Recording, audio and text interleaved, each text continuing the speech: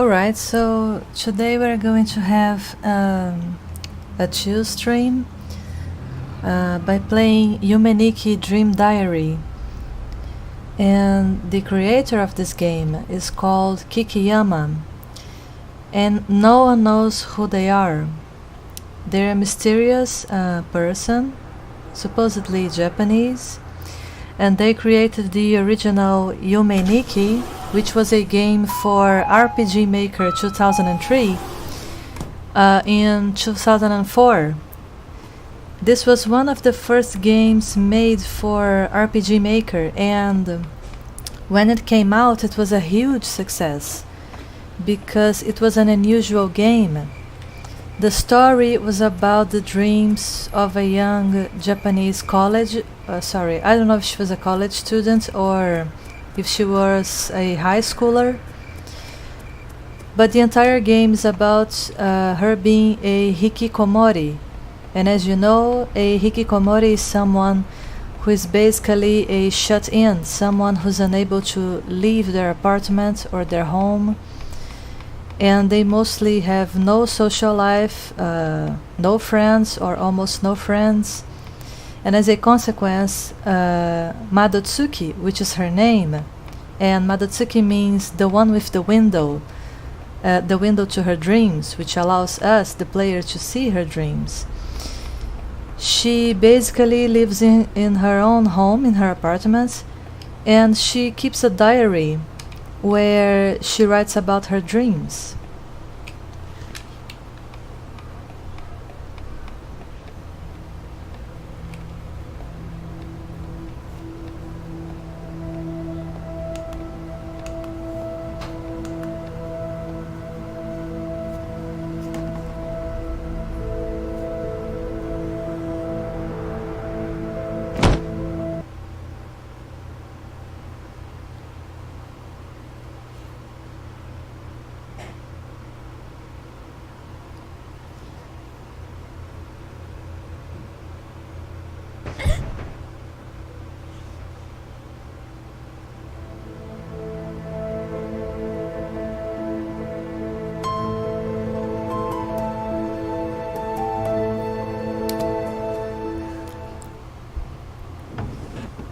This game is really interesting because it represents a situation that many Japanese young people are facing right now.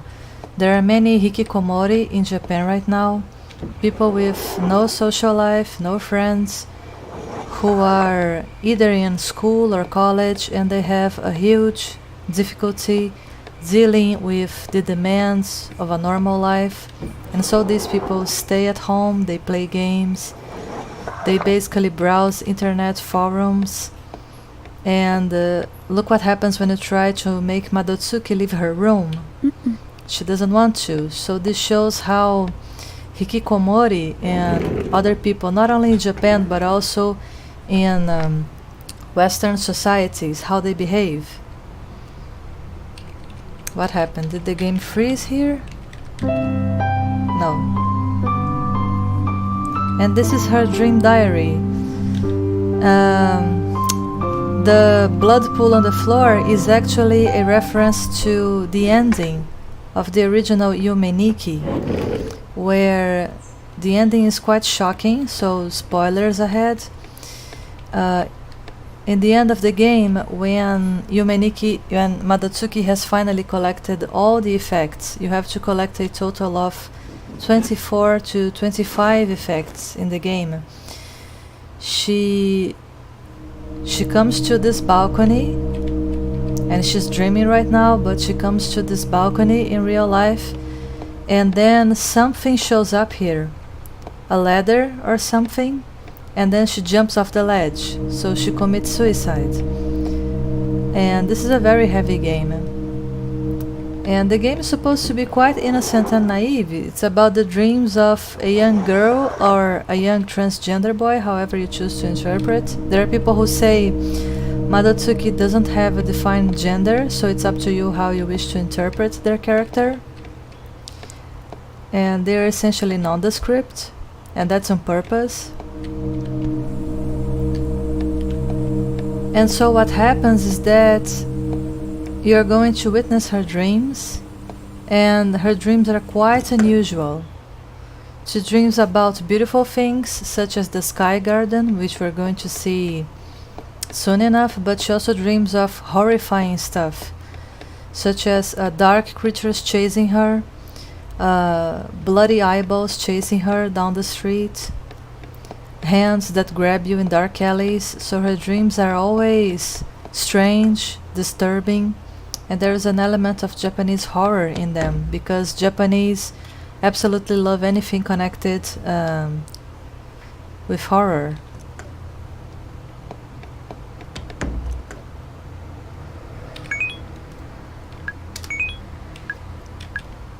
In the original game, you could have up to 24, 25 effects. In this adaptation, you can only have around 5 effects. The number of collectibles is also limited. So this is an adaptation of the original game.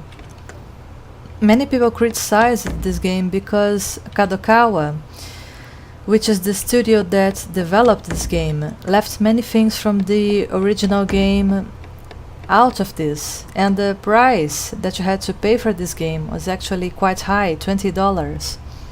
So they expected that for $20 they should get a really long game, and in the end the game is relatively short when compared to the original Yume Nikki.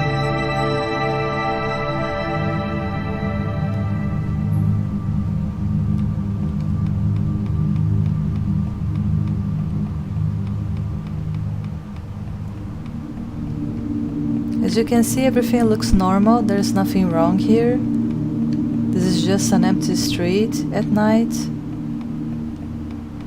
Also, I should explain why this causes a level of discomfort in Japanese women in general. That's because Japan is a very, I won't say sexist country, but just so that you know, they consider women who are older than 25 to be already too old to be a good mother for their children. So they prefer to marry women that are young and cute and who don't talk much, who don't have many friends, who don't usually argue with their husbands. So you can see my point. And what happens is that women who walk down dark alleys at night never feel safe, because Japanese usually consider that good girls have no business going out at night. So it's a very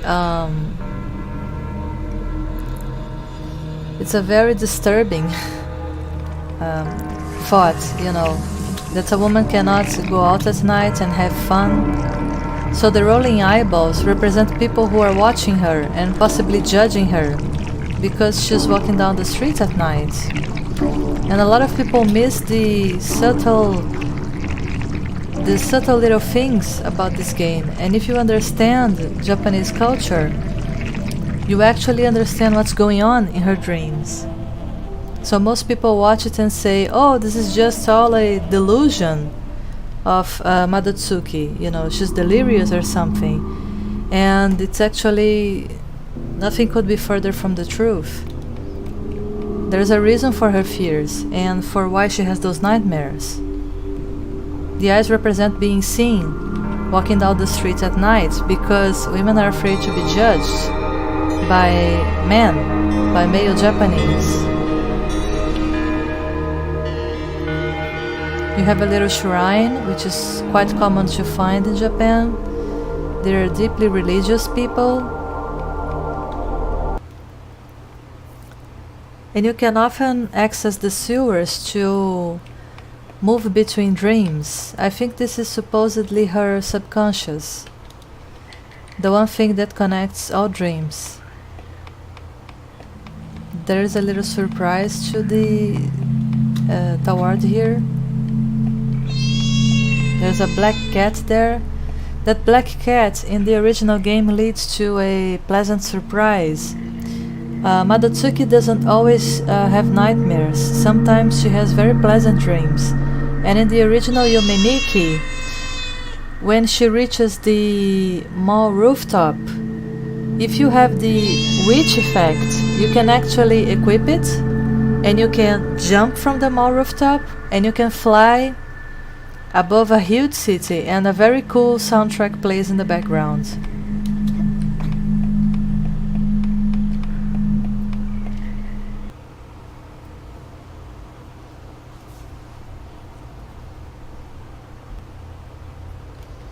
So this is the mall, and you can see a Hamza drawn here, so we can't do much here.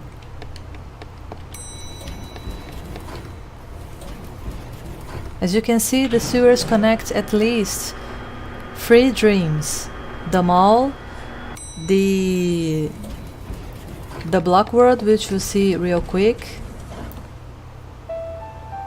the wilderness, and the fourth dream, which are the dark streets. We just collected a valve, and obviously we can't use it here, we need a key. This is the mall rooftop, by the way. This is where in the original game she can use the witch effect.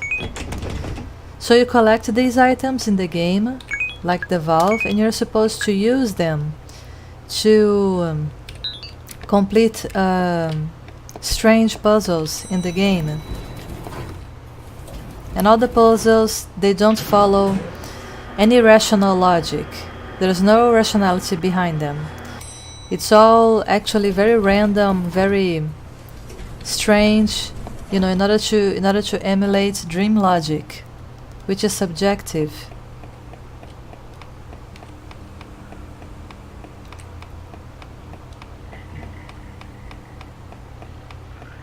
This whole area also exists in the original game Yume Nikki, and there's not much you can do here, but you can access several other areas using this map. Here's another area you can access. Let's take a look.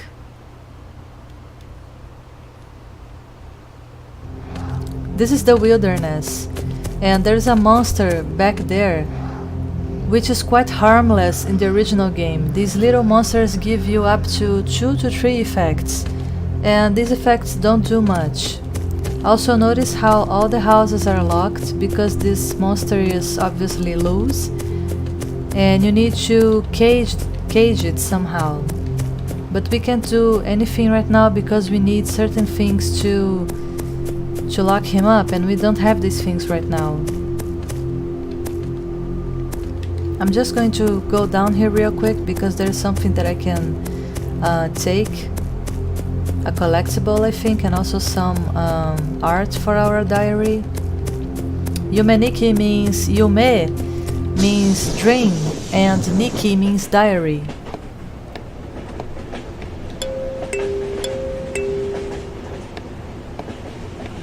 So it's literally Dream Diary. The name of this game is Dream Diary, Dream Diary.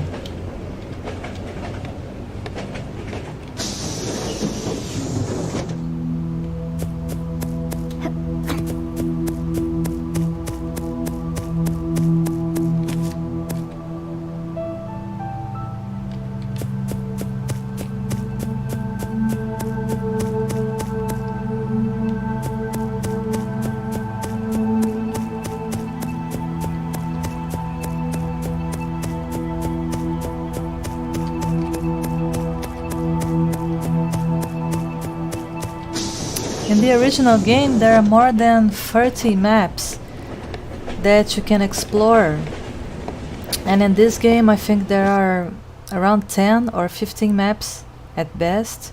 This is why so many people complained about this game. It's actually well done, it's a very interesting game.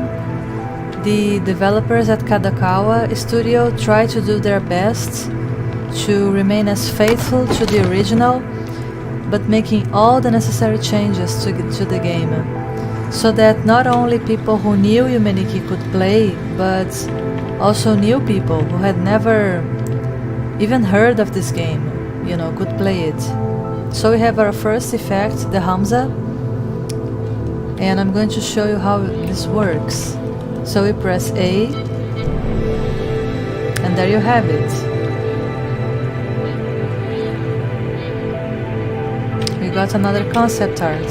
So whenever you see this symbol, which is the Hamza, it means that you can find something that is hidden and collect it. And we can't go back. But if you enter the docks, this map, this region is called the docks. If you enter the docks through a door in her dreams, then you can access the rest of it. You also cannot go to the right, because obviously you need to offer this guy something, and he doesn't want anything that we have.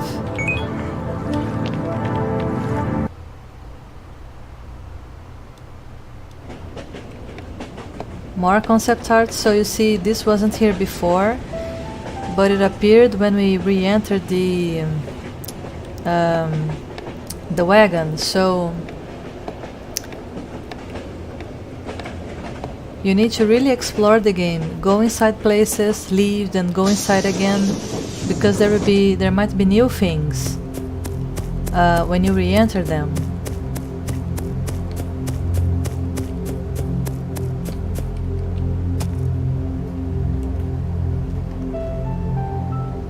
You really need to explore the entire map, because there's a lot that you can miss if you do not look around.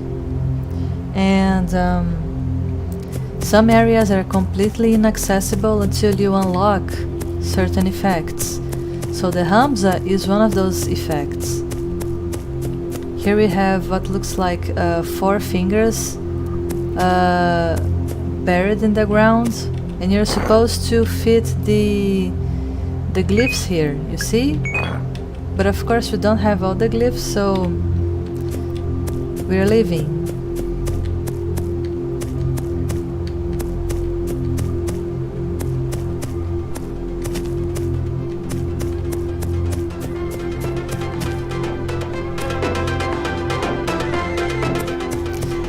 This is a reference to the Toriningen party. The Toriningen are creatures that are supposed to be human-like, but they're not human. The Tori in Japanese, I think, means something akin to portal. A Tori with 2 O's is a portal that leads to the spiritual realm, the spiritual dimension. And if you actually climb Mount Fuji, you see that there are many Tori along the path, because they believe that Mount Fuji leads to the spiritual world, and the Japanese are incredibly superstitious. They believe that there are Oni, Yukai, and other strange creatures, with horns, cyclops, and they also believe that some of these creatures actually eat humans or feed on their soul. And this is a matter of belief. I mean, there are other religions, like in my country we have many, I wouldn't say religions, but people believe in creatures that live in the woods, and they are not necessarily nice. Some of these creatures actually want to harm you. Some of them look monstrous. Some of them only have 1 leg, and they hop in the woods and they chase people down. So if you just like the Japanese, every people has their beliefs, and their superstition. I'm going to leave this desert because this desert is supposed to be infinite, and I need a map to fully explore it. Alright, let's go back. I'm going to try and get the knife so I can advance the plot.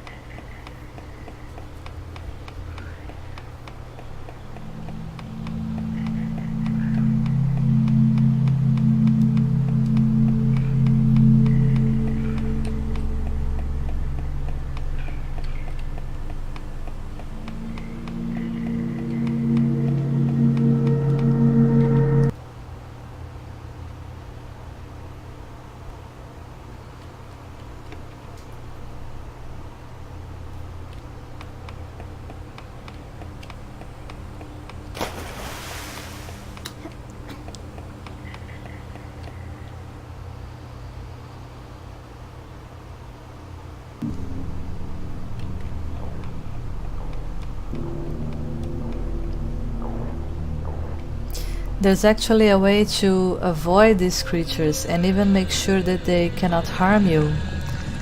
But you need to collect an effect later on in the game. And in order to collect it, you need to collect another effect first. So you can see how this game is it is multi-layered. Do you see?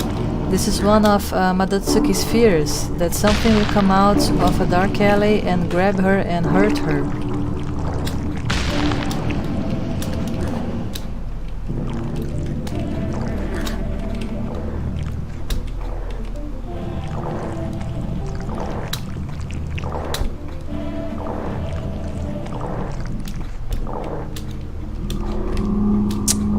Jesus, leave me alone, please. Leave me alone. Oh no. Oh my god. So the abundance of rolling eyeballs represent... Oh no.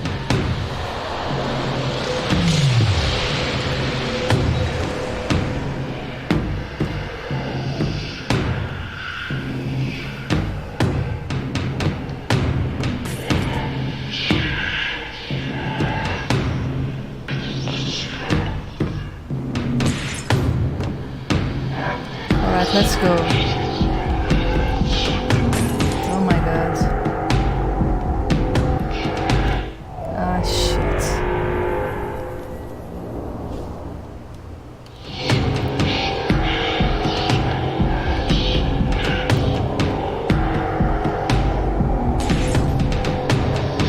So you see that being watched causes Madotsuki a lot of discomfort. And this is to be expected because she's a young girl. And as a young girl, she feels exposed to people's judgment. So this game actually shows these common fears. My keyboard is not cooperating. I don't know what's happening.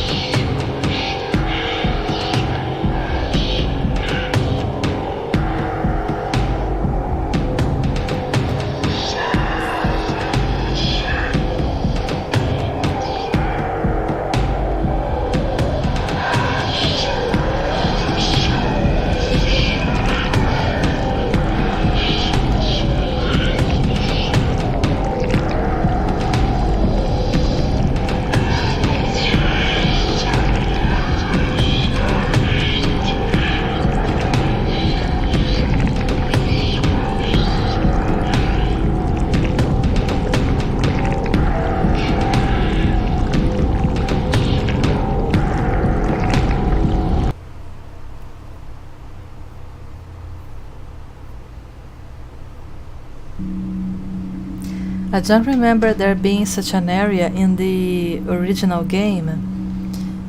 Also, I don't know if you can see it, but there is a Hamza drawing right here. There is a Hamza drawing in the background and lots of people miss this. I think this drawing should be bigger or more enhanced because I've played this game like 10 times and I never noticed this until I was watching a playthrough. And then the YouTuber pointed out that the Hamza is right here.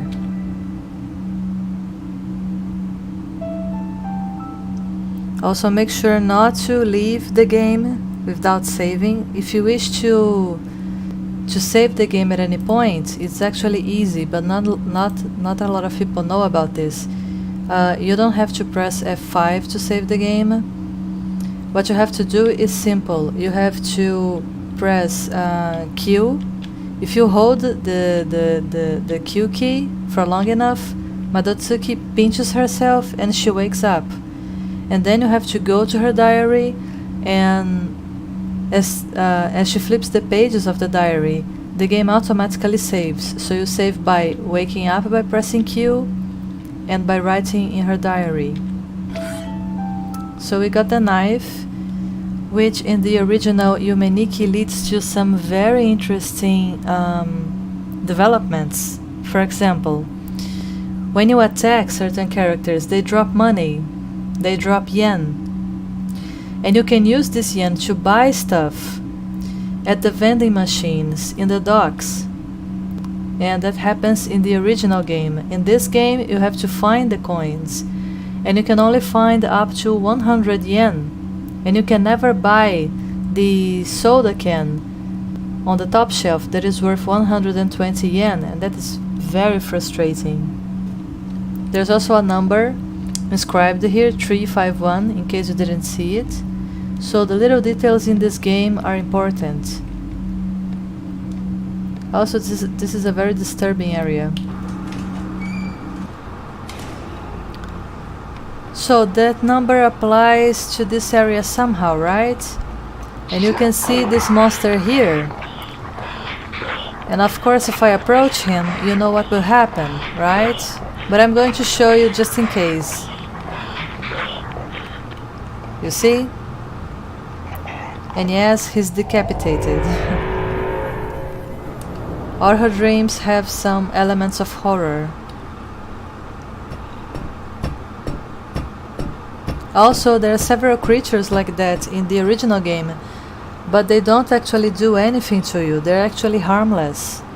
And you can see several different sprites of them in red and blue and yellow, but in this game they made it look threatening, and they actually make it do something. So you have to change the numbers. This will divide the number by 2, and this one will multiply it by 3, and you have to keep manipulating these switches until it reaches 351, 351. There's no secret to it. Oh, you see? And then you press this button, and now, as you can see, you can feed the monster, and he no longer attacks you, see? He lets you go.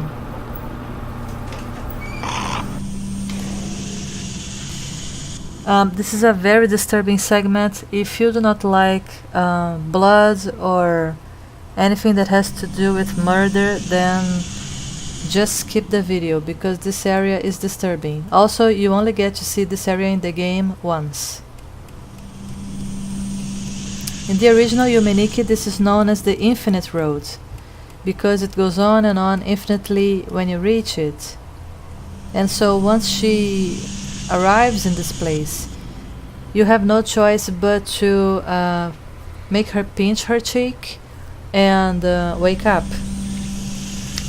This monster in the background, which has a disturbing appearance, also looks like a uterus.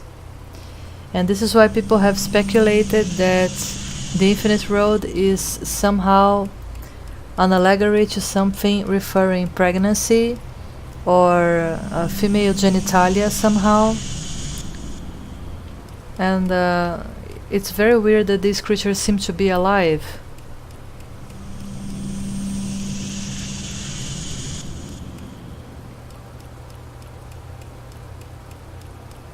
Things are going to get really weird now.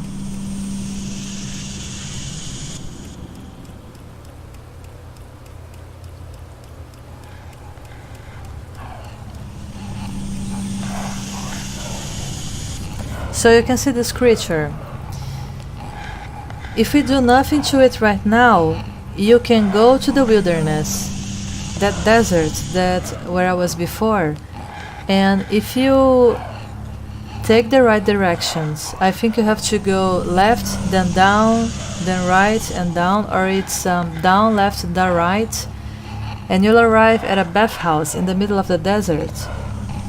And what happens is that this guy will be in there, and he'll be enjoying probably an ofuro. And in Japan, ofuro are these really warm bathtubs where Japanese usually bathe for around 5 minutes. And so he'll be there, and he obviously looks like a fetus, right? I mean, you have the strand connecting his head, and He's obviously not completely formed. He looks defenseless, and his appearance coupled with the uteruses that we just saw allude to a very strong image. It actually alludes to abortion. And because of this, people have speculated that Madotsuki is actually a girl who may have been victim to a sexual assault and she had to abort. This game can be interpreted in many ways, but this is quite obvious. So, if you try to use any effects on him other than the knife, it doesn't work. I'm going to try and use the Hamza. Nothing happens. So, make sure you're ready for this because this is quite a strong scene.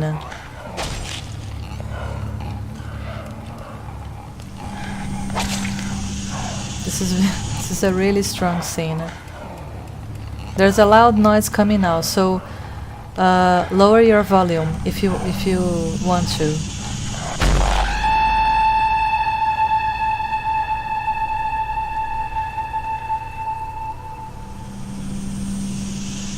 And the dead fetus looks like a man who was run over in the street at night.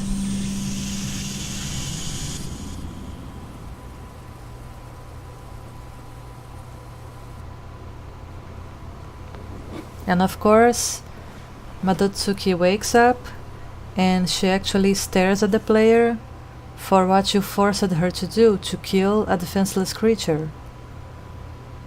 Like I said, this is a very heavy game. You should not play it because it has allusions to abortion, rape, suicide. It's supposed to look like a very innocent game, but it isn't.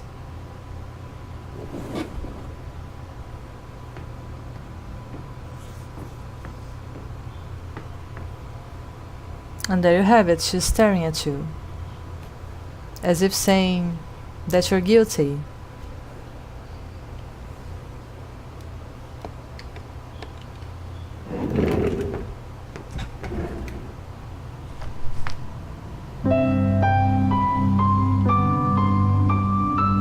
In the diary, you can save the game and see all the art that we collected.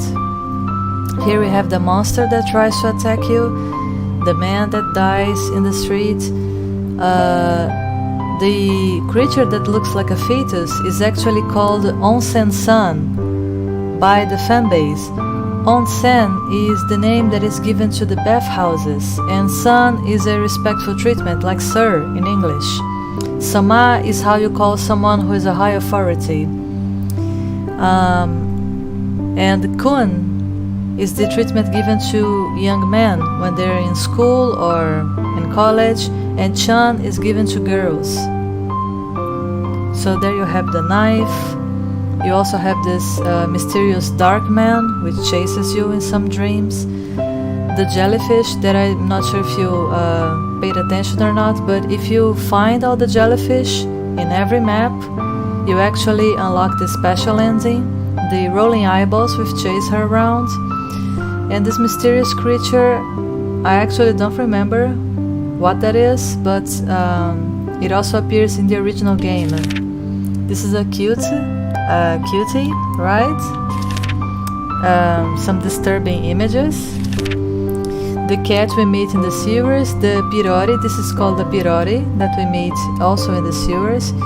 This is a little friendly ghost which we didn't meet, but for some reason we collect artwork of him.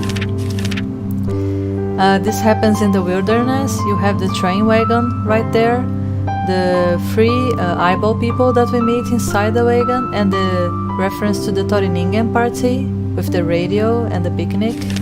Oh, and these two little things between these two cylinders are called onigiri. And onigiri means, it should mean something like monster something, because oni in Japanese, oni means monster.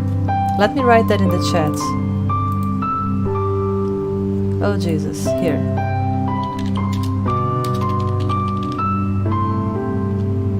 So onigiri actually means, I don't know, monster bread, monster something.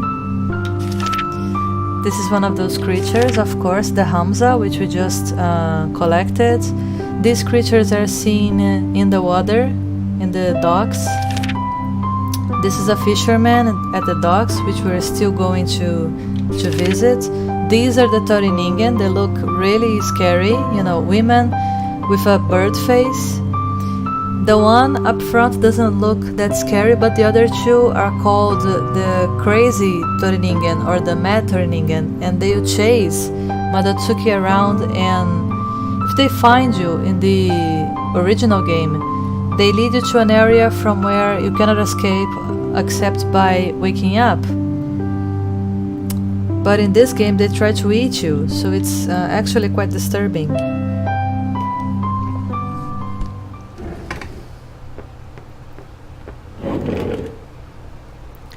Also, the time on the wall clock varies. The last time that I played this game, it was 3 p.m. or actually it was 3 a.m. and now it's 1:40, I think. 1 a.m. and 40 minutes.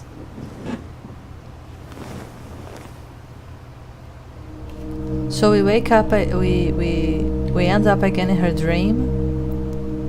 She also dreams of her apartment, which is a bit weird. You can see that the tapestry on her wall changes, which means that she's dreaming. None of this is real.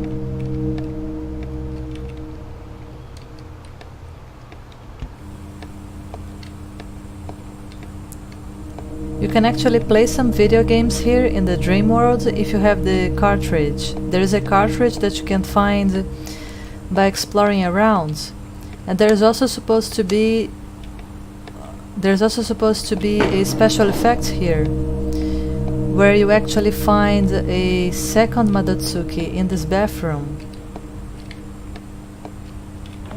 but it's a random event.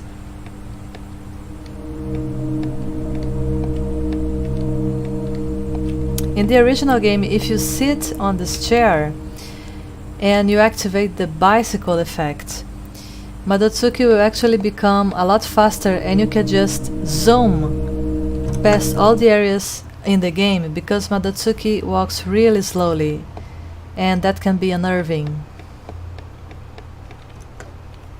So this is the wilderness. I'm not going there now. So I have the knife and what else? I have the knife and the Hamza. So I will try the docks, but I'm not sure if I'll be able to do everything that I want to do there. This is the school. It's supposed to be one of the last areas that you visit because something very bad happened here, and you already have an idea of what it could be because of this girl. Watch what happens when you try to get inside the school. She doesn't let you go in because something happened in there that she doesn't want you to see. So you have no choice but to wake up. This is also one of the areas in the dream world from which we cannot go back. There are no sewers leading back to no sewers to lead back to other areas, you know, to other dreams. So when you go there, you're isolated.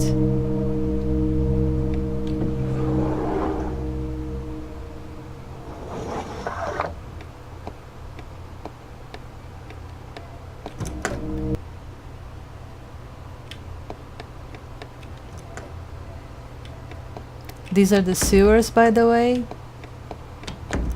These are the docks. This is the mall. This is the school. You should not come here before you collect almost all the effects. This is locked for obvious reasons. This is the wilderness, and of course the street. The little egg means that you completed the map, but you didn't find the jellyfish. If you wish to unlock the special ending, then you need to collect all jellyfish. And this leads back to her dream room. So let's head toward the docks.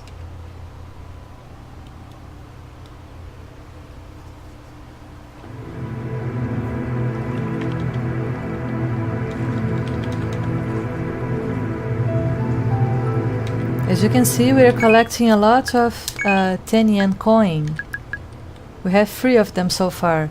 The more of them you collect, then the closer you are to being able to buy a soda can in the vending machine.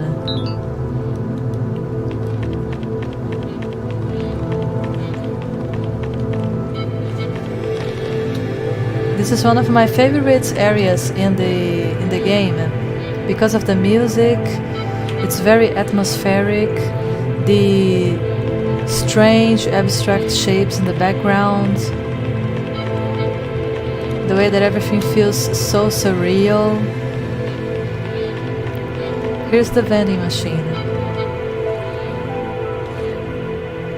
So in this game, at least you don't have to kill anyone to get these coins. As you can see on the top right, we have 50 yen. We have to complete 100 yen to buy this soda can, and we never make it to 120. I think this also symbolizes in dream logic that some things are just beyond our reach. Maybe in the real world, Madotsuki wanted to have something, but right now to her, this something is unreachable.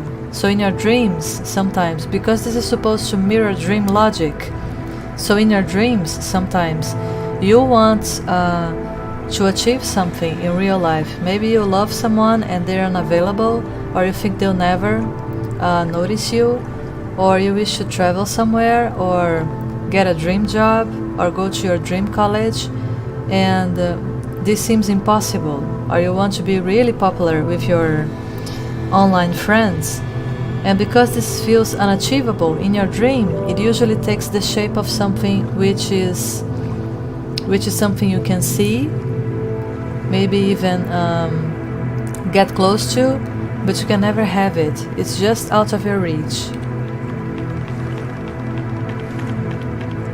Now there's a Toriningen there. She's creepily eating something on the floor. And as soon as we drop this, we need to just go. And I hope my keyboard won't let me down now.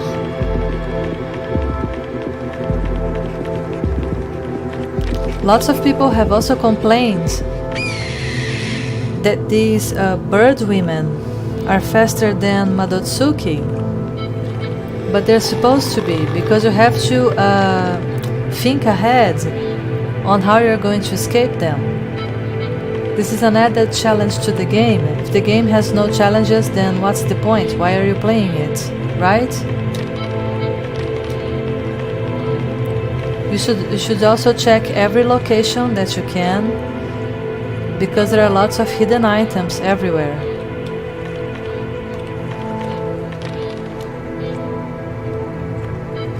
I don't know why, but my keyboard is not cooperating. Of course, if you try to push it ahead, it won't go, see?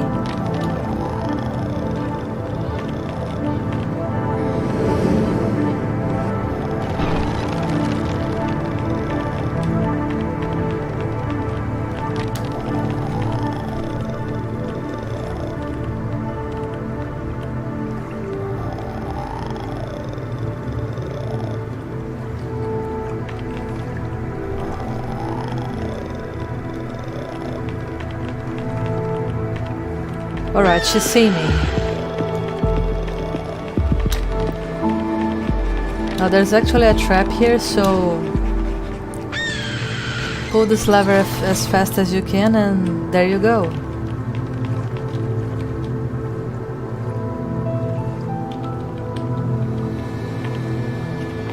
Now we need to try and deceive the other Toriningen. My keyboard is definitely... there you go. My keyboard is definitely not cooperating today. Let me see, she's dead.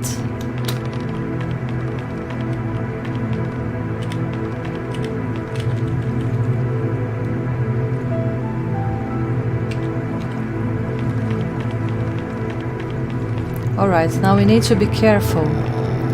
I'm going to try and attract this Toriningen and make her follow me.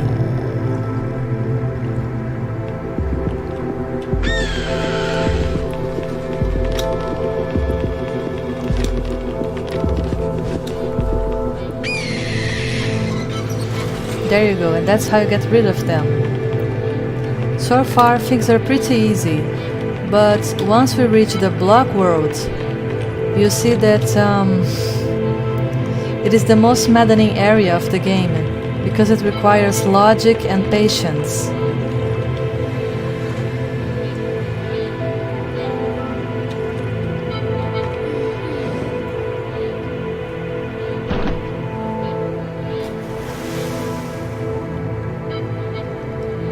Also, let me see, we have 100 yen, so what I'm going to do is that, remember that creature that didn't allow us to move on in the next area?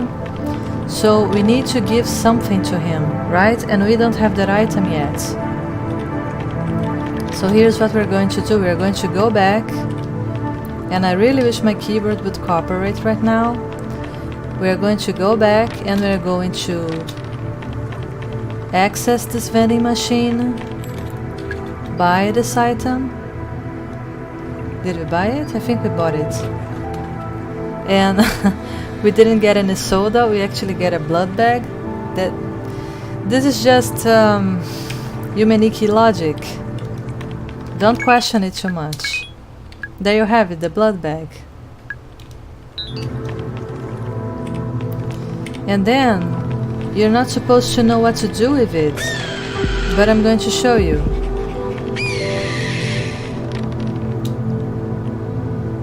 Also, you cannot kill the Toriningen with the knife, I think. I've seen some people try and it doesn't work. But if you do manage to kill them, then please let me know. So here he is, the fisherman. You just give him the blood bag, and this disgusting thing happens, and he gives you something in return. A sad looking fish. And a fish with a somber expression. It almost seems human. Everything in this game is slightly depressive or alluding to depression and deep-seated sadness.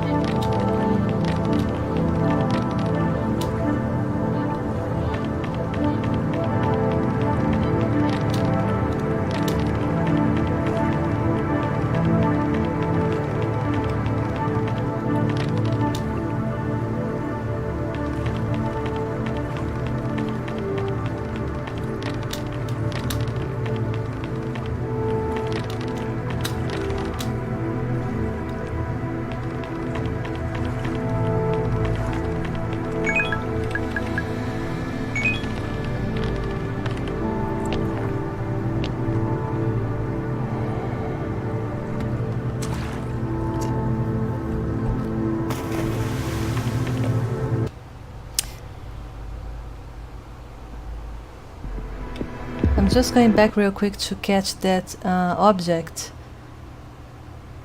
that guy dropped here.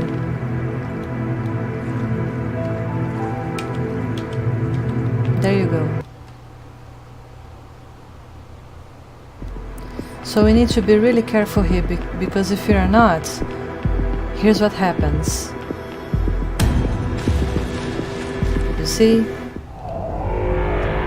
So like everything in this game, you cannot be seen.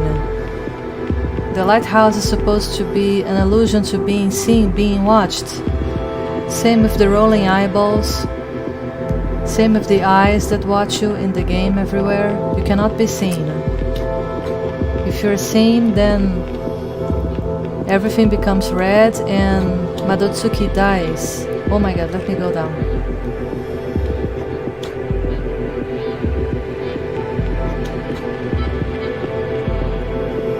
This will be tricky.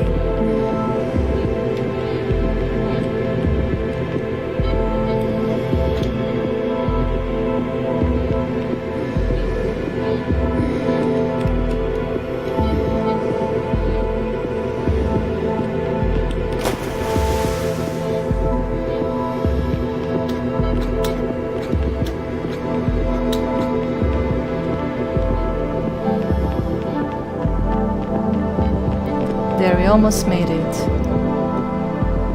There you go.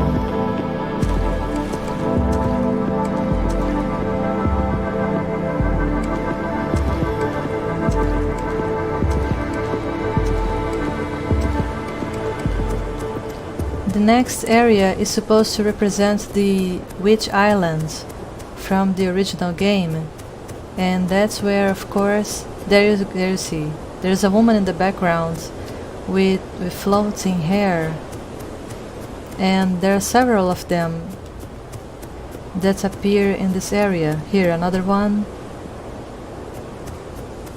and they don't do anything, it's just an aesthetic effect.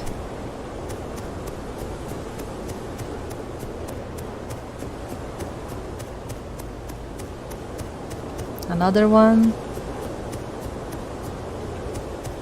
Some of them actually have no face, it's just a black hole.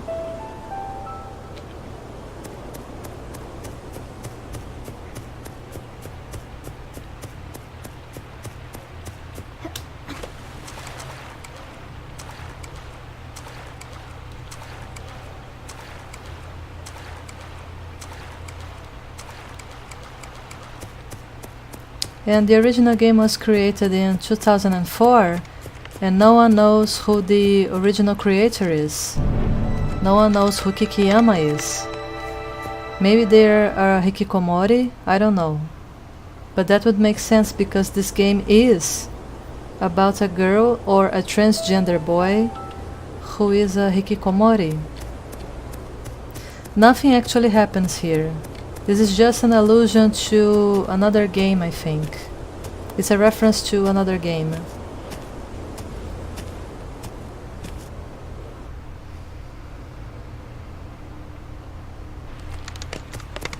Alright, let's move on.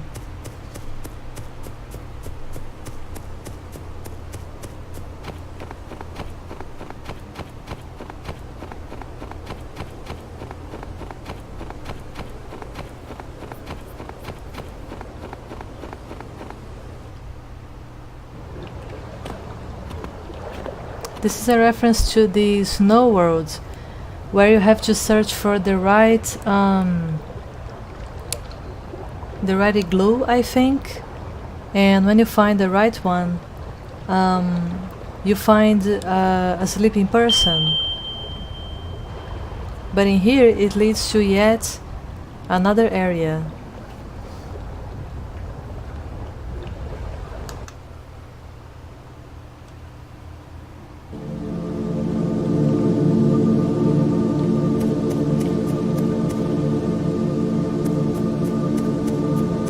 This is actually very beautiful and very relaxing.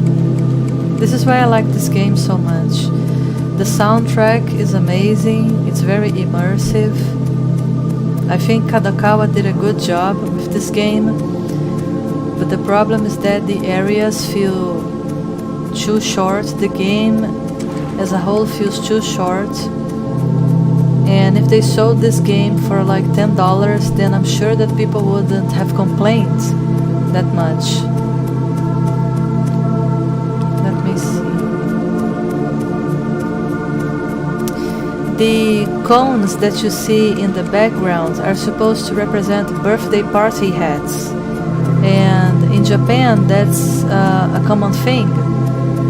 So they exist and they are part of Japanese culture. And the pink color probably refers to the fact that we're going to meet a female character who people call Poniko or Poniko. And she doesn't do much, but she's one of the characters in the game. And there's a really scary event related to her.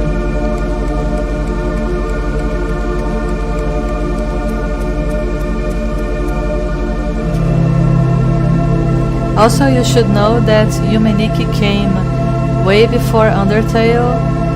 People have commented that someone on Steam, I don't know who it was, they said that Yume Nikki was a bad ripoff of Undertale. Undertale came in 2015, I think, and Yume Nikki came out in 2004.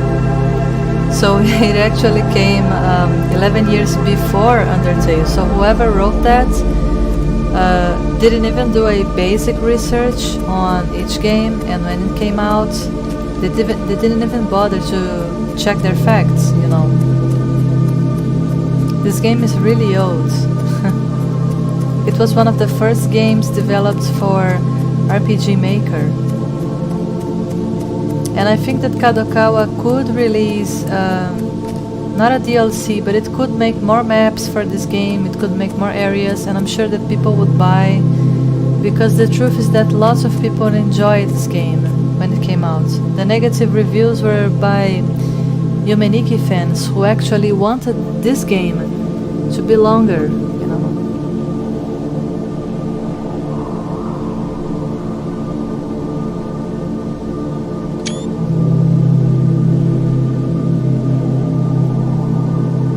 And I think that if you're a fan of anything, you should definitely criticize when things are less than ideal, less than stellar. But you should also not offend the creators, not try to harass them in any way, because when you harass, you actually have the opposite effect. You actually drive people away from their creations. I see that with fanfic writers and artists. People criticize artwork so much, they criticize fan art so much, that some people just leave the fandom. And I think fandoms, they can be an amazing thing, but lately they really sucked. Fandoms have been really toxic places for you to be. I remember that the creator of Underfell and the creator of Flowerfell actually left the Undertale community because people were creating fan art and comics and fan games of their alternate universes without their authorization, without talking to them to know what would upset them. People were just that much of a dicks, you know. They were that much dicks to them. And so the creators of Underfell and Flowerfell just left. They just disappeared. And I know that there are many artists that give up and stop drawing, or they stop publishing all of their creations, be it either fanfic or fan art, because of people like that. So if you don't like something, or if you wish to criticize a creator, make sure that you are as objective and polite as possible. You know, don't harass them, don't offend them, be respectful. Make sure that if you commissioned art from someone and they didn't do what you asked, don't be an ass, you know, don't offend them. Just say that you're not satisfied with the result, although their art is good, you're not satisfied with the result, and that you wish they could change some things. And be respectful, because lots of people do this because they love to draw and they love to write and they love to animate and they love to program games.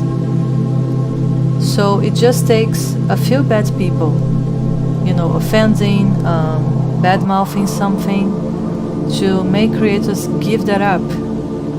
And if you can, don't be one of those people, you know. Kadokawa Studios worked hard in this game. Could they have made the game a lot longer, a lot larger, with a lot more content? Yes, they could, but maybe they didn't have the support. Maybe the company didn't pour in them as much financial support as a big game needed, you know. And so they had to make do with what they had, you know. You don't know what was behind the game's production. So if you're going to criticize Kadokawa for what they did, you really need to have all your facts straight, you know. Do not criticize companies just because, oh, I think they made a shit job. That's no reason to badmouth someone or criticize them.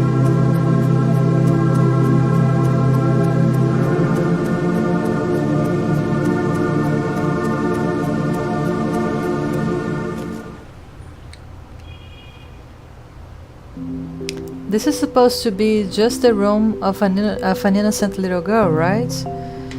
But things are going to get creepy in a second. So I'm going to gently approach her, and she doesn't let me see what she's drawing. And now I'm going to play with the light. Watch what happens. There are eyes everywhere, which doesn't look creepy at all. And now there's a jump scare right now, so beware, alright?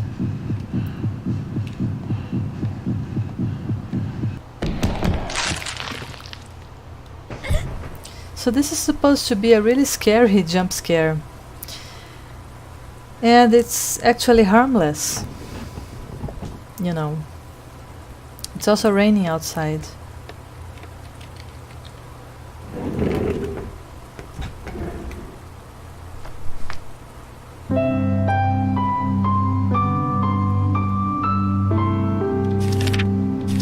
Let us see if there are any new pictures here. So this is the area where we've just been. On the left page you have this lovely creature. His name or her name or their name is Yuboa, and he's supposed to represent Japanese theater because he has a twisted little face. He actually looks quite harmless here, but he actually gives you a fucking jump scare in the original game.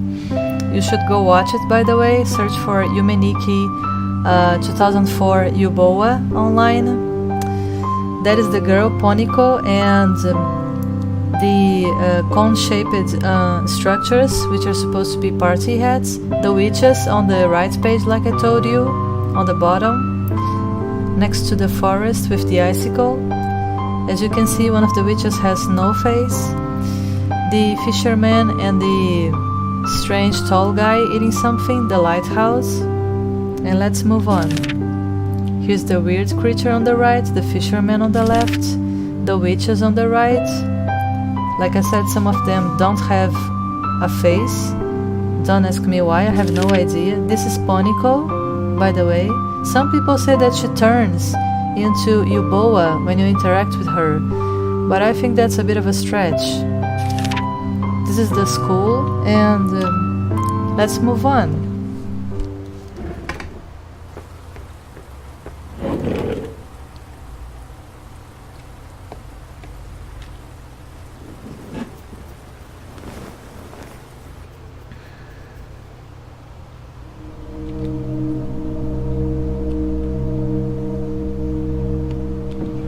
Also, if you notice, Japanese apartments are actually that small, at least when you're in Tokyo and other large cities.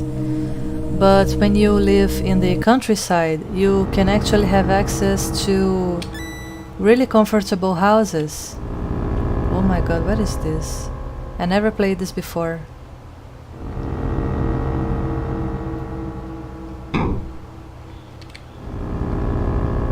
I have no idea what this is.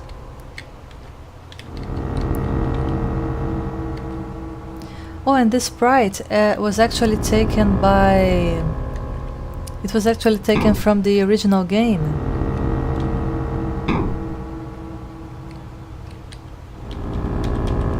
I get this key? I don't know. Oh, I can push this around.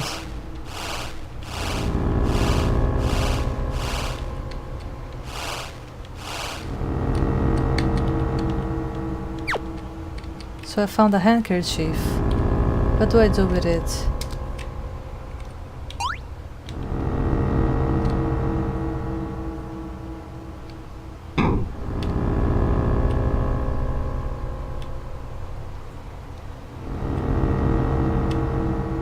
I hope there are no jump scares here because I've never played this before.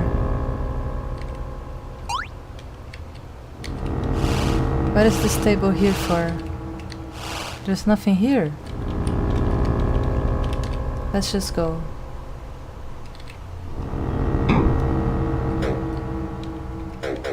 Locked. Alright.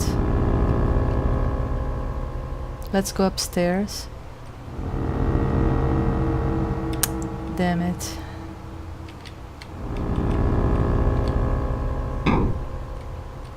Is this the key?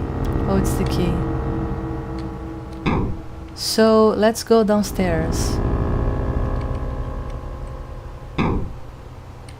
Oh, I got to the wrong place.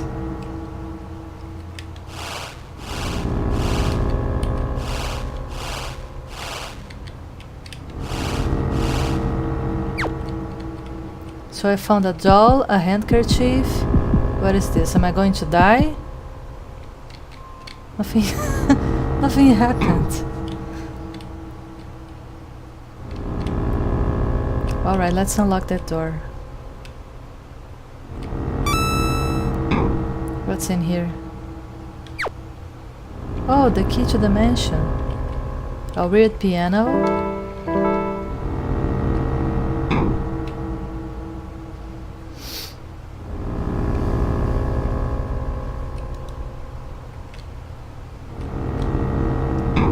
What's in here? Oh, thank God, it's our friend. So I rescued everyone. Am I going to die now?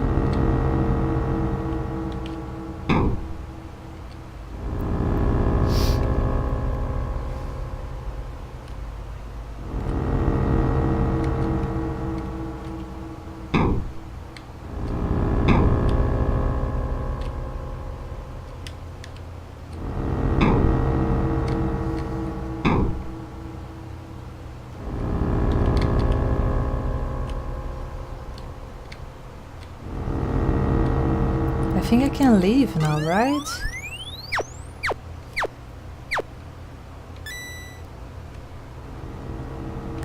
Survivor.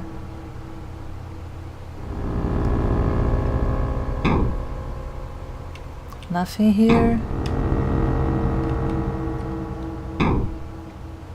The key is here, but there's no one here.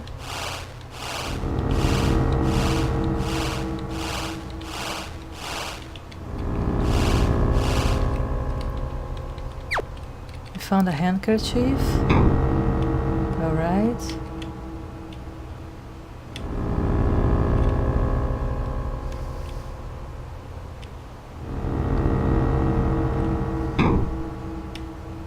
Alright, one of our friends is there.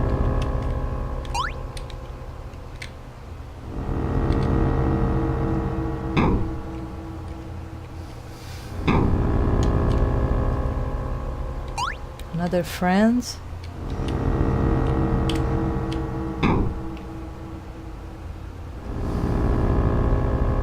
Let's go up and hope that the killer doesn't find us. Oh, the door is locked, okay.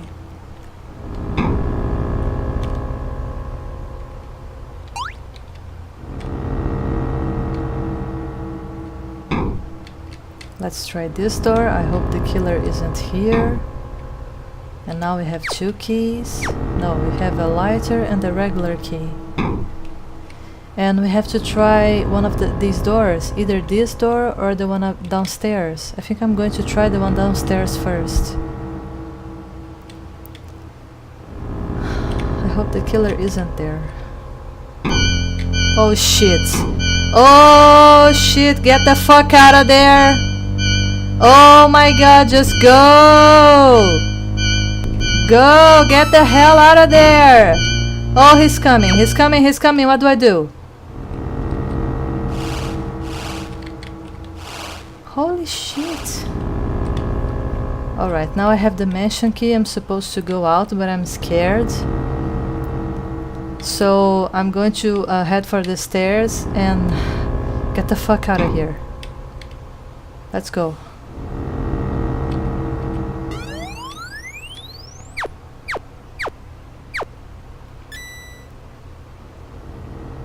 Ah, Jesus.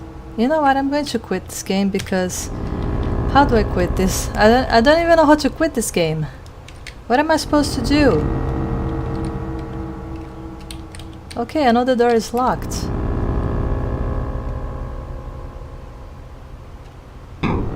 Does the game only end when you die?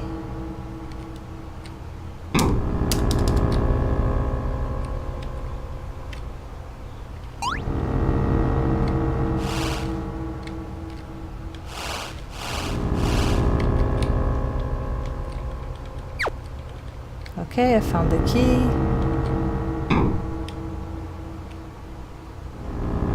Let me see.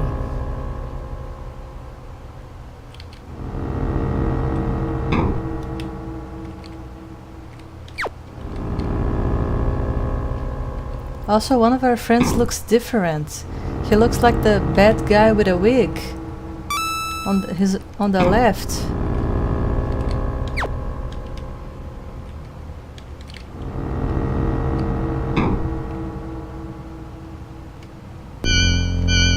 Oh, come on, whatever. Yes, let's leave. Enough shenanigans, let's get back to... No, I don't want to go back! I just wanted to turn on the TV! Let me go!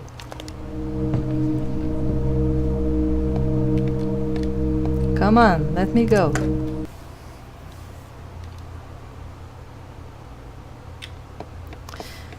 Very well, so... We have... let me see. We have the Hamza and the knife. And we should go and try explore other areas then.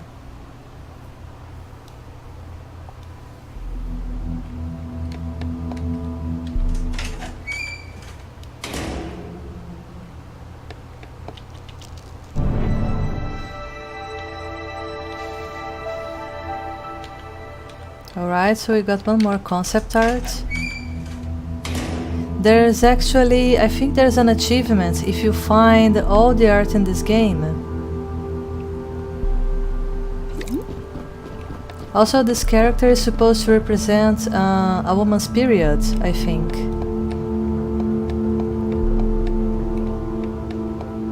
We are supposed to manipulate these levers in order to corner him. We have to corner him. And there's a drawing here which shows you just how to do it. It's this one. Whoops. So the blue stairs, I think, are supposed to lead either upward or downward, and you have to change the stairs in a way that you trap. Oh, the ones that are red lead downstairs. The ones that are blue lead upwards. Let's just go in here real quick. This is the flute room, where you get a new effect. And this is one of the musician brothers.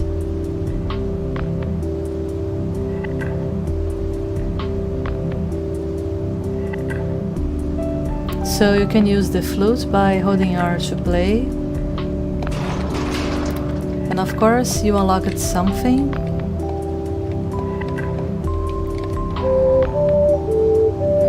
Alright, I'll try to play whatever he's showing me. Very well. And if you talk to him again, you get the Musician Brothers artwork.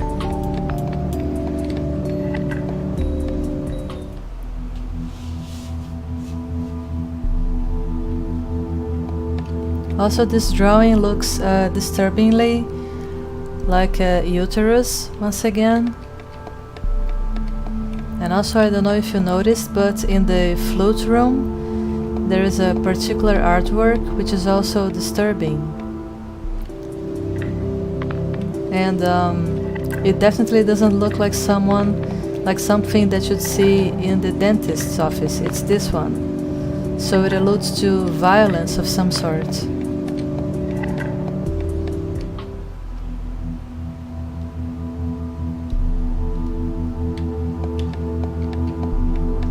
I'm going to take a very short break and then we'll be back soon, alright?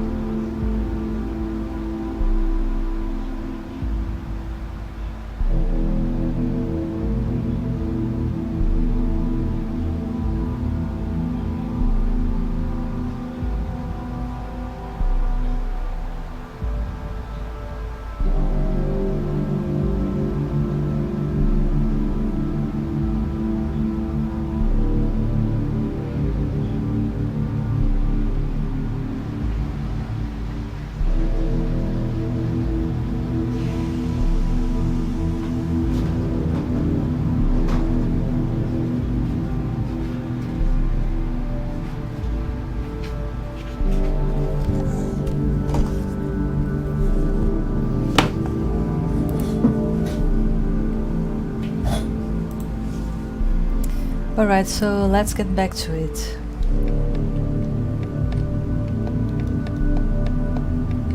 We are supposed to go upstairs and change the direction of some of these stairs. That way that creature cannot escape us.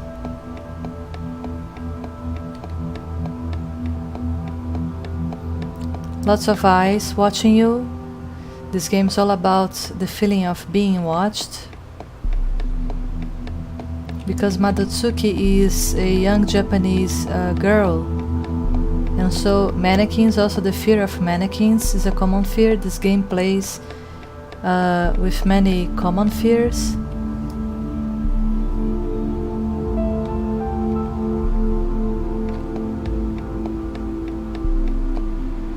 So he's over there, and if you try to corner him, he's going to escape through whatever stairs leads upwards. So we're going to change the direction of the stairs to prevent him from running away. See, now the stairs are going down, both stairs are going down, but I'm not going down yet.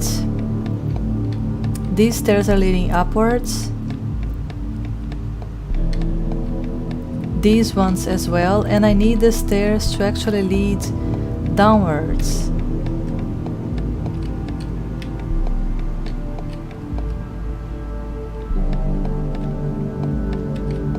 Let me see, how do I do this?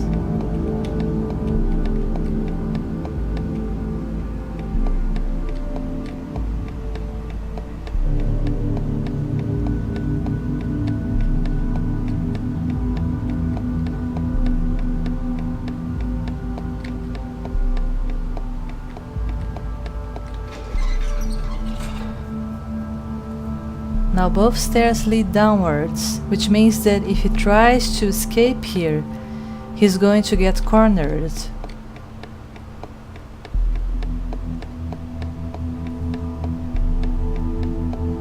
But the stairs here are still leading upwards, and I need it to lead downwards. You see how complicated this is? This game it has some challenges which can be really tiresome.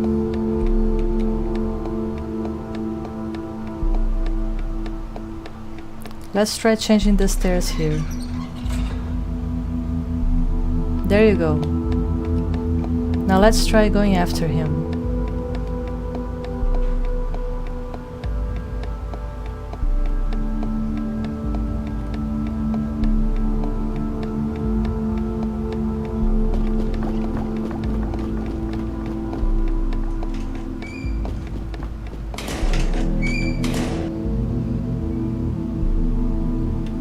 So those stairs lead downward, and he went upwards, of course.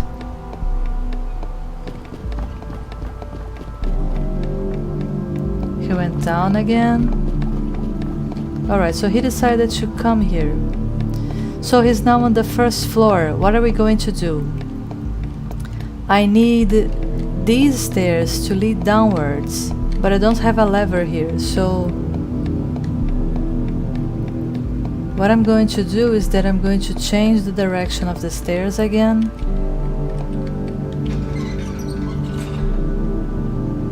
And this time, if he tries to escape through the right, he can't, so he's blocked on the right.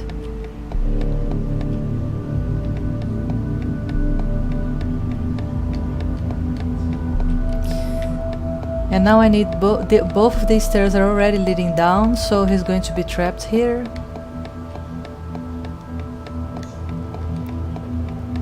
And I need to make this stair actually go down as well. This is going to be a bit tricky. Why is the keyboard not cooperating?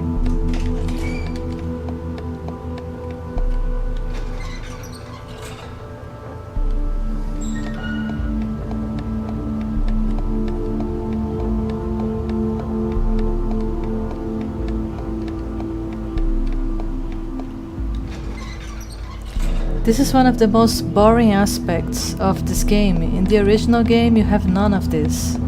You don't have to go here and there, doing small stuff like that. The original game actually feels a lot more chaotic and free. But this is just a small part of this game. If you have a bit of patience, you can actually finish this puzzle and move on.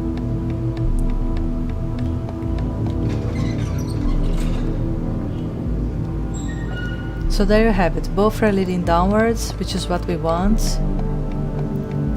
And now I need to go back up.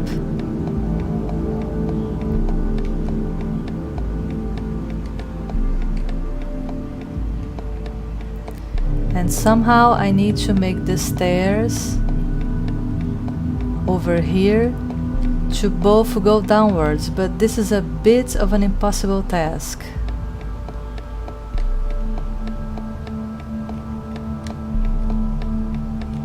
Let me see if I can do it anyways.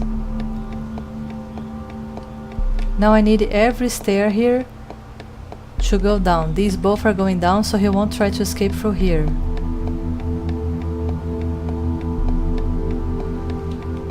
Alright, let's try this.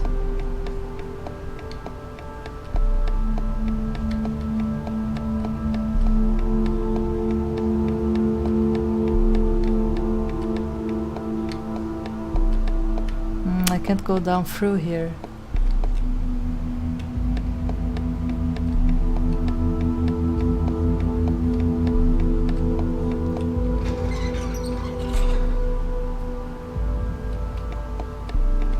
Let me see, now these stairs are leading down, but those stairs are leading up. And so he's going to come here and go up here. And then try to escape through here.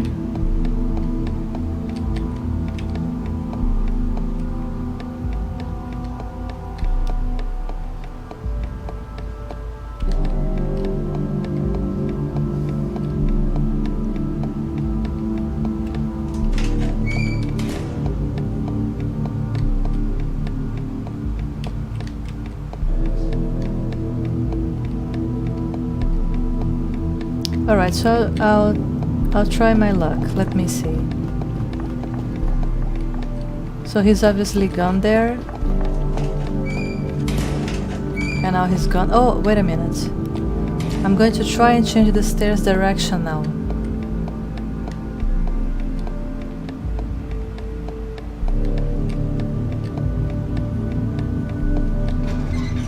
There we go. So the next time he'll try to escape through here, and then he'll go here, but he can't go down, so I need to change the stairs direction again.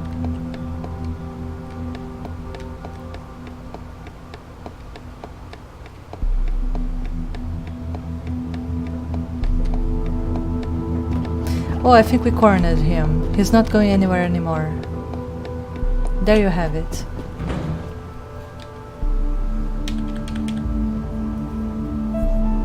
And we got what we needed, the warehouse key. So we're going to we're going to go straight to the right. There's a locked door here, a locked gate. And the next segment is going to be a bit scary. There are a few jump scares and quite a scary image in the end. I'm not going to spoil it for you, but watch at your own discretion. Remember that everything in this game, or almost everything, is supposed to look like a nightmare. You're literally playing a nightmare.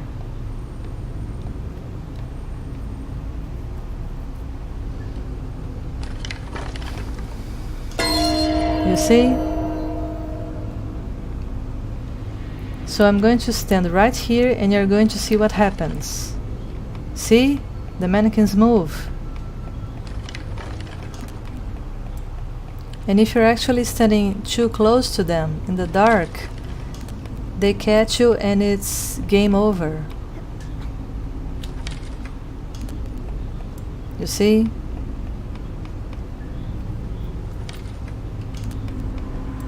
All right.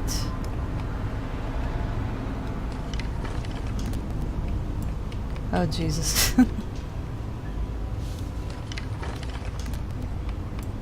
This is because mannequins are supposed to look like people, and lots of people are scared of them, you know. My keyboard is not cooperating. Oh my god, don't fail me now. I'm surrounded. Please don't. Oh no, I'm surrounded. Oh my god, he's gonna get me. He's gonna get me. I'm gonna die. Oh, he didn't get me. Thank God. Many eyes again. Always the reference to being watched.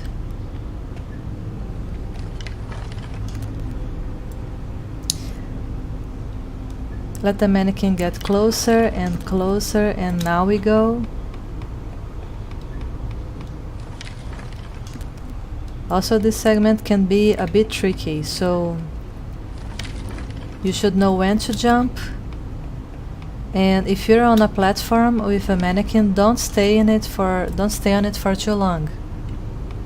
Otherwise, it will catch you. There's a hidden door here which we cannot access at this point.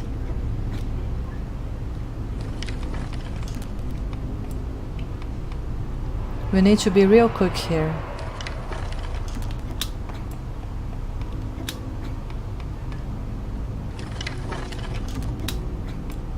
You see two platforms with mannequins, and you cannot stand on either of them for too long in the dark, or they're going to catch you.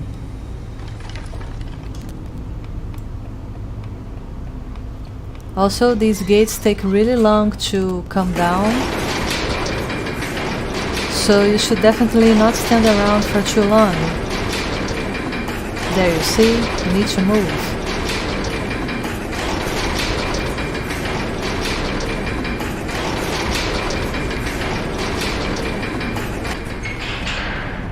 This isn't exactly a horror game, because the intent of this game is not to scare you. It's more like a game that tries to show common fears that lie in the subconscious, and it allows you to play through your fears as if you were playing your own nightmares. But it also allows you to play pleasant dreams, like the Sky Garden, and there are other nice moments in this game. But this is just one of the bad ones. There's also a hidden passage here, but we cannot even reach it right now. There's also something to collect here. Like I said, you really have to pay attention to your surroundings. Otherwise, you're going to miss a lot of collectibles in this game. Collectibles, art, Easter eggs, lots of things.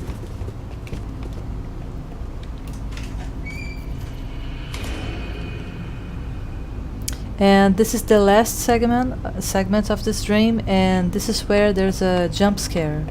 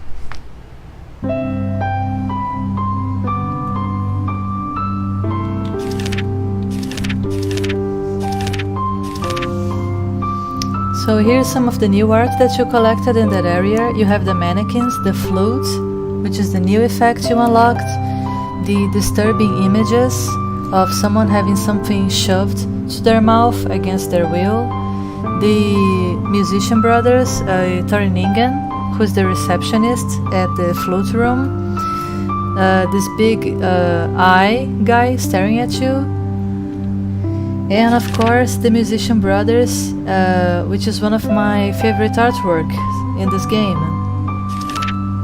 You also have Madotsuki and the mannequin.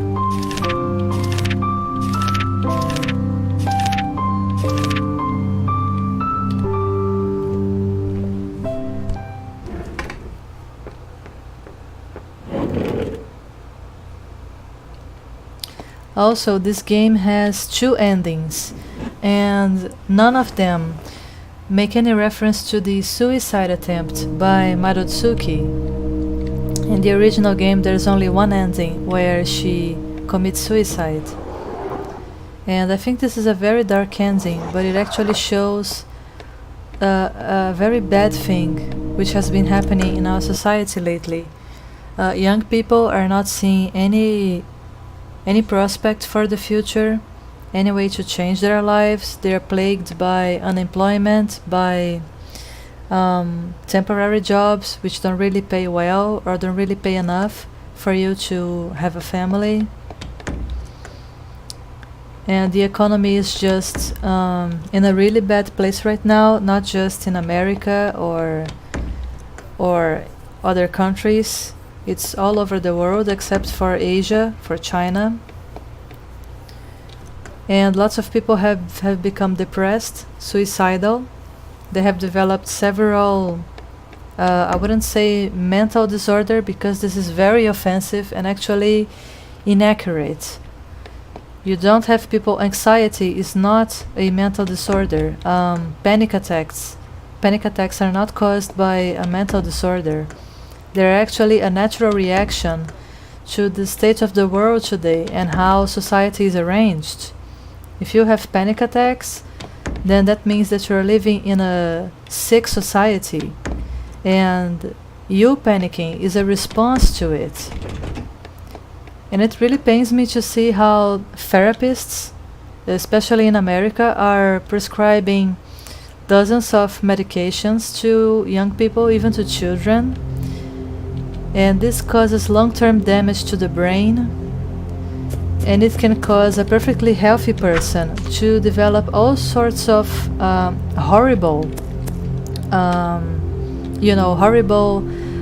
psychosomatic diseases. I mean, you start having agoraphobia, which is the fear of crowds. You start having hyperventilation, which means that you start breathing very fast and your heart starts beating rapidly for no reason. You start thinking that there are people chasing you all around.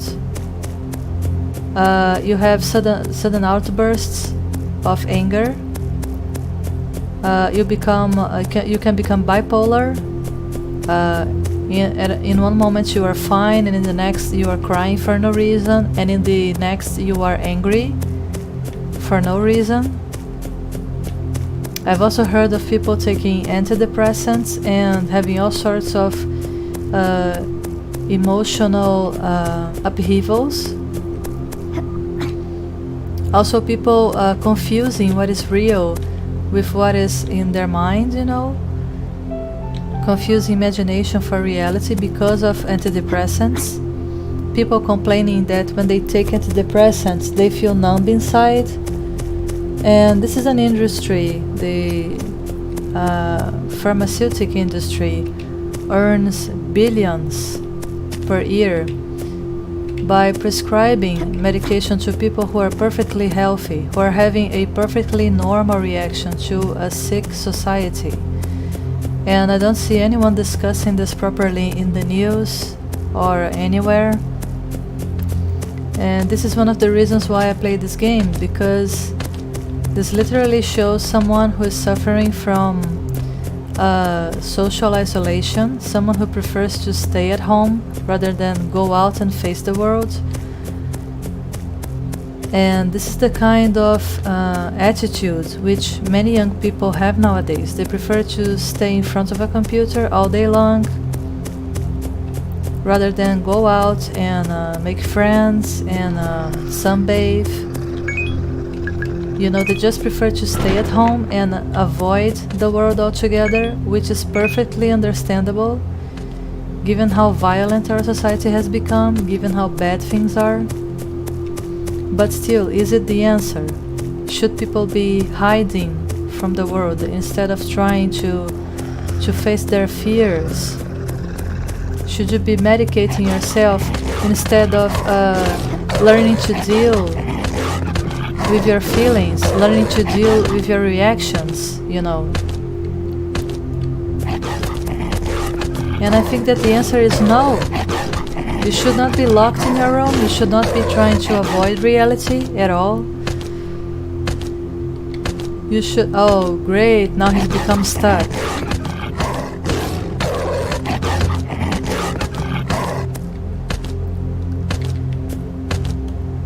And the only reason why your therapist is going to prescribe meds to you if you're a teenager or a child is because the lab that fabricates these meds and the therapist earn a lot of money from it. You know, the therapist gets paid for each patient to whom he prescribes the meds. And since you have to continuously buy the meds, so corporations that sell them are actually making a lot of money with you.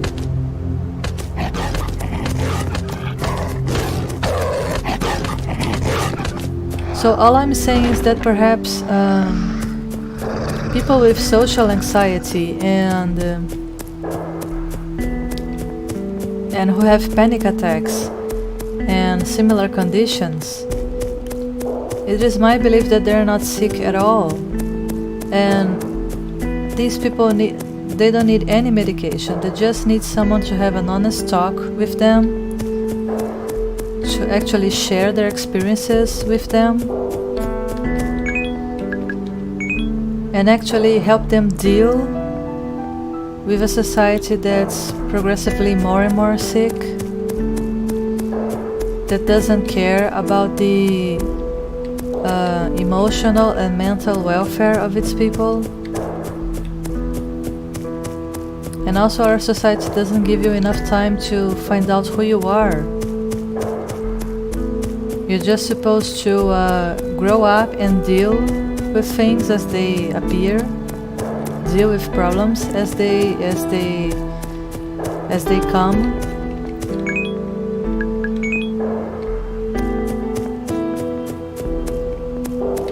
And if you try to discuss these problems with someone, you're seen as someone who is crazy or mentally disturbed or something else. Why can't we leave this guy's house? What's going on here?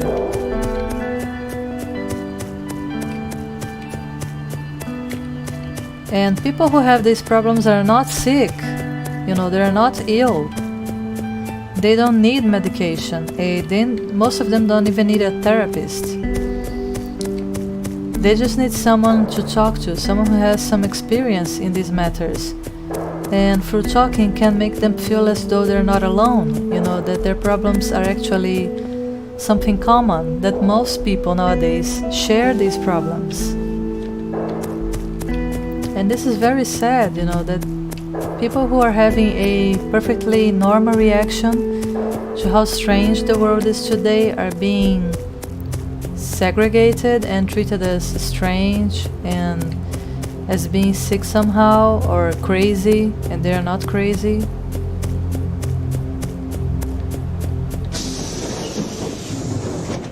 And this is just something that saddens me, because we're supposed to be a society that tries to care for its members. We're supposed to be a society that we care for each other's well-being, and that's not what we're doing.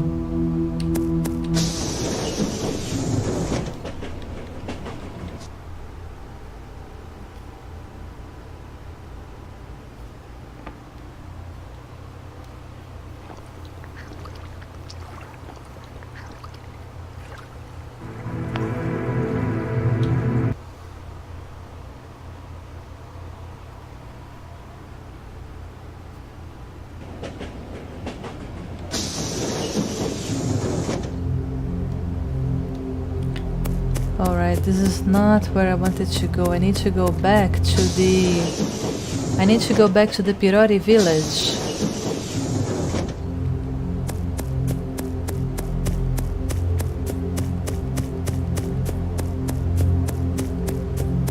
And it's amazing that in our society, everything is treated with a medication.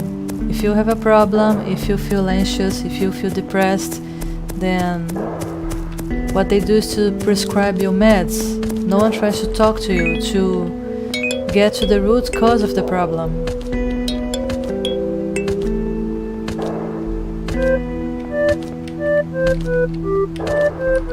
So it's left, right, up and down. Left, right, up, down. Okay, let's go. Except that I can't leave his house. Oh, now I can.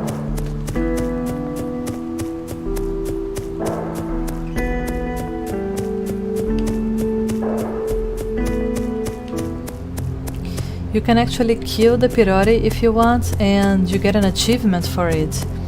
I think it's the not so innocent achievement. And you should only do that if you really want to complete this game with 100%, you know. But otherwise, leave the Pirori alone, really.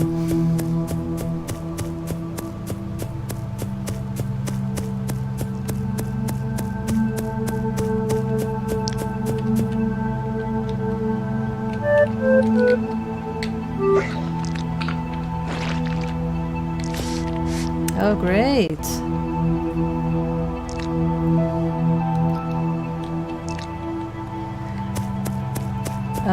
Thanks, weird worm. Now let's head back to the wilderness. And once there, we are going to use the forglyphs to open the passage to one of the most beautiful areas in this game, the Sky Garden.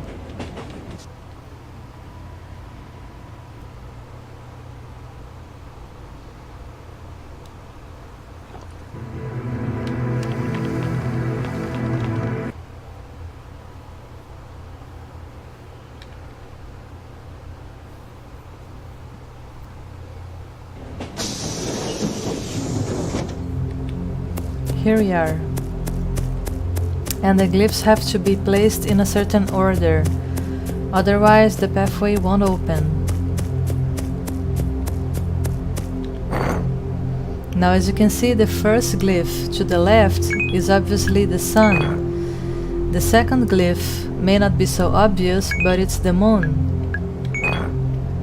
Now these two I always get confused with. I think this one is the war glyph and this one is the death glyph, because war usually precedes death, and death is one of the inevitable consequences of war.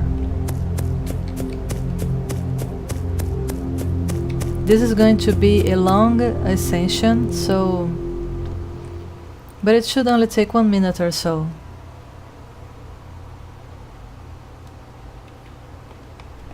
In the original game, there is a person that actually falls from the Sky Garden in the background. So you see how everything alludes to something scary in this game, and this is made on purpose. Because the Japanese have this fascination with horror. Don't ask me why, but they're really fascinated by it.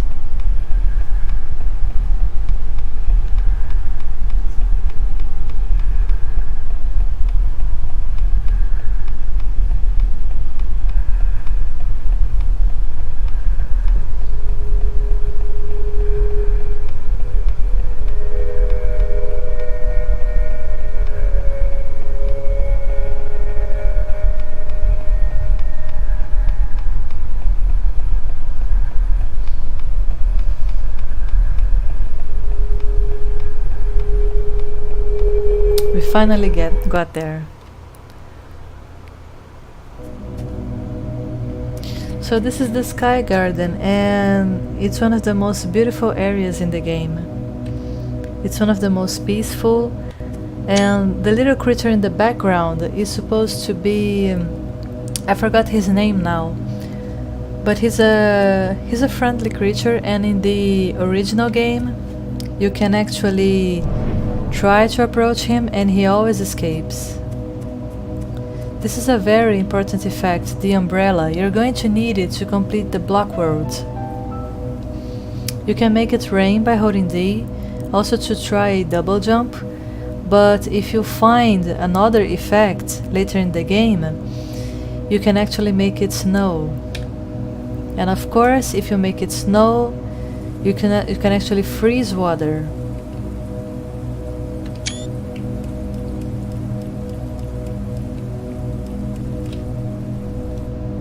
Another artwork here, I think.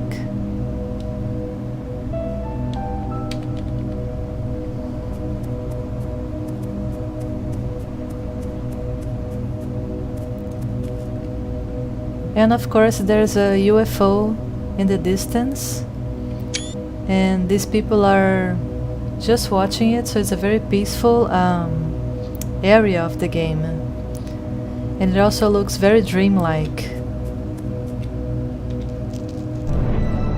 A little secret here, it's likely an artwork of these three people watching the UFO.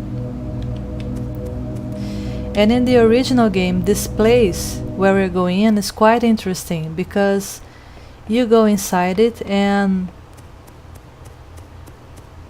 when you touch these flowers, you don't wake up. You touch them once and then you go back.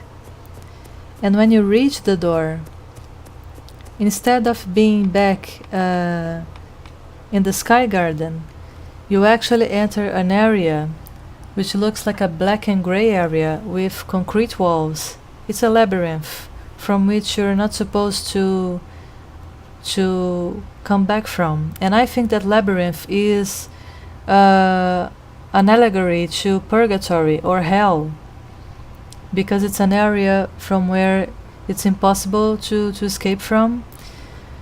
It's confusing, it's bleak, there are strange ghosts there, and the music is quite horrible, and it's supposed to be the very opposite of the Sky Garden, where you're at the top of the world, and it literally looks like the only peaceful area in the game.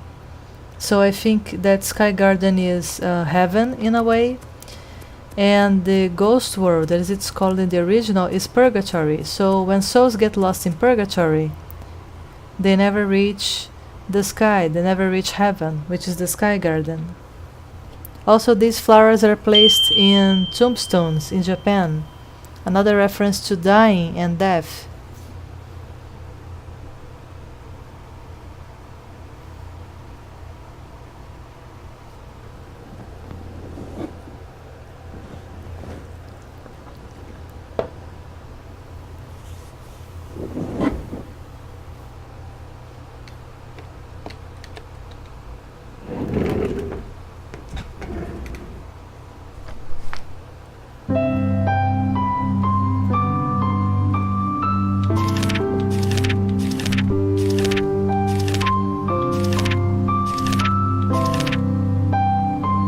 So here's the art that we find in the Sky Garden. As you can see, we have the three people watching the UFO, the strange place with the flowers, the I forgot this guy's name, the guy with one eye, the stairs that lead to the Sky Garden. You have the strange plant from which you get the red eye. This weird art, don't ask me what that is, because it's just so freaking weird. And on the right page you have the umbrella, and more Pirori, the strange monster that chases us in the village. And let's keep looking. This is one of the Pirori on the left, the cute little guy on the left, also the three people on the right.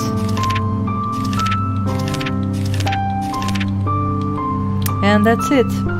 So we're going to be ending the stream here. Thank you very much for watching, and remember, this Sunday we're going to have an astrology stream around 8 p.m. And I'm going to do free astrology readings for everyone, and you need to be a follower for at least 10 minutes to join the chat and ask me questions. I'm going to talk about the sun, the moon, the 12 houses in the natal chart. I'm going to answer questions that you may have, everything for free. And I hope to see you next Sunday. Thank you much for watching the stream, and bye bye.